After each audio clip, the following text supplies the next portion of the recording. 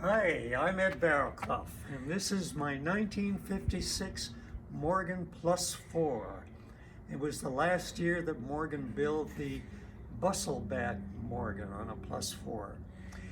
And so the body was in really bad shape. As you may know, this is coach work, so it's a wood frame, and then they lay some metal on it. And this box here contains all the parts that I needed to put this thing back together with factory parts. So there's a brand new chassis here because the old chassis, which is over there, had some cracks in it. So I got a whole brand new chassis. We have parts in here for various things, a new wiring harness. We've got suspension parts and a whole bunch of stuff. I ordered leathers from the factory for the leather seat. There's a muffler down there.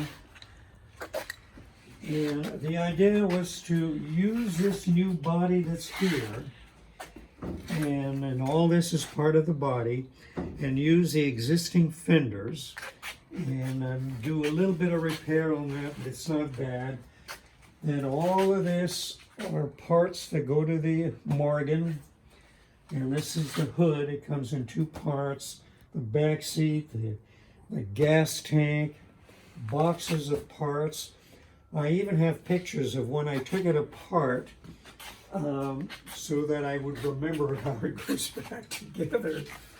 We have the rear wheels, front wheels are over there. The engine and transmission, that's a Jaguar engine of that era. And the rear end is a Volvo rear end of that era, and that's what Morgan used when they were doing all this stuff.